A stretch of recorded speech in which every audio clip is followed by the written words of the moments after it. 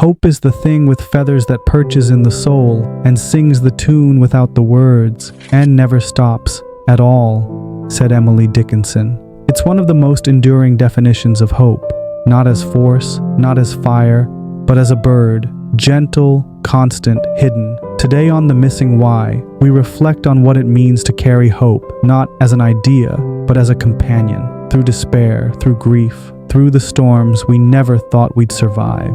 Part 1. Who was Emily Dickinson? Emily Dickinson lived a quiet life in Amherst, Massachusetts. She rarely left her home. She published only a handful of poems during her lifetime. Yet she remains one of the most powerful poetic voices in American history. Why? Because she captured eternity in silence and strength in gentleness. Her poem, written sometime around 1861, never names its pain. It simply praises the thing that endures through it. Hope. Part 2. Hope as a living thing. Dickinson doesn't define hope, she personifies it. The thing with feathers that perches in the soul, she gives it. Wings, a song, a place inside us. She doesn't say hope comes and goes. She says it perches, it waits, it stays. Even when we forget it's there, even when the soul is dark, hope remains. Part 3. Why hope is so hard to hold on to. Because life breaks us, not all at once, but piece by piece. Rejections, failures, losses, disappointments. Over time, we grow cautious, suspicious of hope, because we don't want to hurt again. So we call hope naive.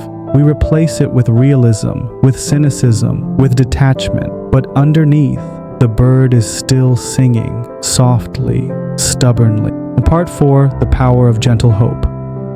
Dickinson says, "Oh," and sings the tune without the words. Hope doesn't shout. It doesn't demand. It whispers. When you're lying in bed, not knowing how to face tomorrow, and yet you still get up, that's hope. When you fail and apply again. When you lose love and still believe it's worth finding. When you grieve but keep breathing. That's hope. It's not optimism. It's not delusion. It's endurance. Part 5. Hope in history. Hope has carried entire generations. During slavery, hope sang through spirituals. During wars, hope lived in letters and prayers. During exile, hope whispered through poetry. Dr. Martin Luther King Jr. once said, "We must accept finite disappointment, but never lose infinite hope." Anne Frank wrote, "Where there's hope, there's life." Hope is not soft. Hope is steel wrapped in feathers.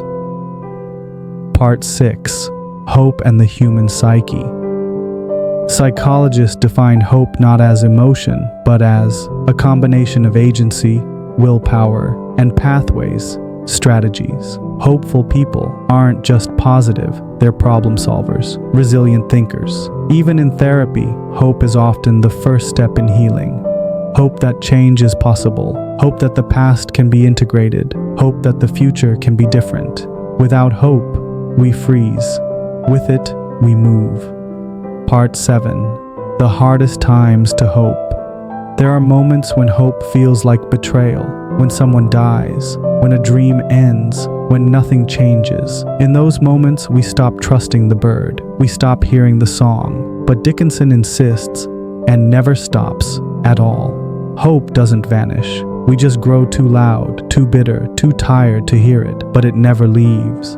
Part 8. Reclaiming hope. So how do we reconnect with the hope we lost? Silence. Create quiet moments. Let the song rise. Stories. Read about those who overcame. Let it expand your vision. Service. Helping others awakens hope in yourself. Art and poetry. Let beauty remind you that something eternal still lives. Faith in the process. Even if you don't know how, believe that healing is possible. Hope isn't a plan, it isn't a strategy, it isn't a guarantee.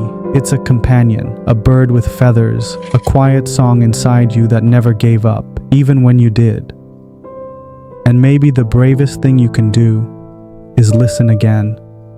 To the music without words, to the whisper that says, "Begin again." This is The Missing Why, where we reflect not just on thoughts, but on what lifts the soul.